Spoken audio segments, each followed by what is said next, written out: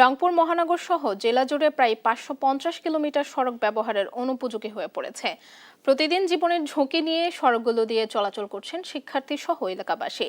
দীর্ঘদিন সংস্কার না করায় সড়কগুলোর বেহাল বলে জানিয়েছেন স্থানীয়রা।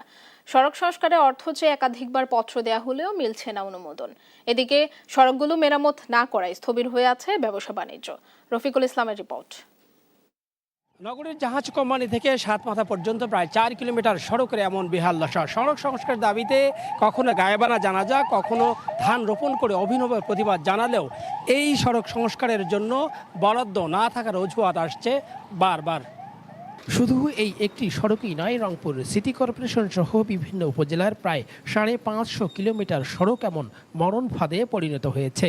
সড়কের বিভিন্ন স্থানে পিচ উঠে সৃষ্টি হয়েছে ছোট বড় অসংখ্য গর্ত। বৃষ্টি হলে এসব গর্তে জমে থাকে পানি, আর শুষ্ক মৌসুমে সৃষ্টি হয় ধুলোর ঝড়। ফলে বছর জুড়েই দুর্ভোগ পোহাতে হচ্ছে পথচারীদের। এদিকে সড়ক মেরামতের দাবিতে বিভিন্ন সময়ে আন্দোলন করেছে এলাকাবাসী। নাজুক সড়কে চলতে গিয়ে যন্ত্রাংশ নষ্ট হয়ে আর্থিক ক্ষতির মুখে পড়ছেন যানবাহন মালিকরা। দীর্ঘদিন সংস্কার না করায় এ বেহাল অবস্থার সৃষ্টি হয়েছে বলে জানিয়েছেন স্থানীয়রা। তো মনে হয় যে যাত্রী সহ কাদার নিচে পড়ে যায়। বৃষ্টি হইলে তো এই জায়গায় 1-1.5 হাঁটু পানি হয়। গাড়ি একটা বেয়ারিং টেয়ারিং সবকিছু ভাঙি যায়। মানুষের বুড়ে মানুষের কোমর পর্যন্ত নষ্ট হয়ে যাচ্ছে।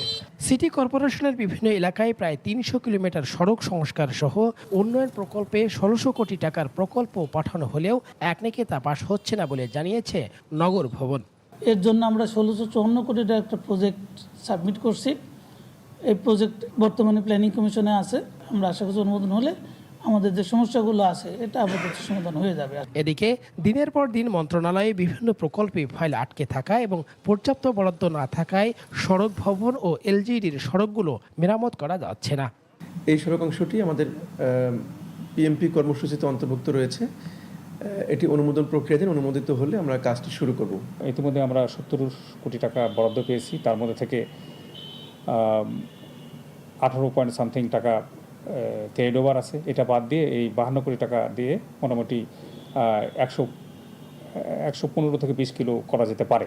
জনদুর্ভোগ নিরসনে দ্রুত সড়কগুলো মেরামত করবে কর্তৃপক্ষ, এমনটাই প্রত্যাশা রংপুরবাসীর।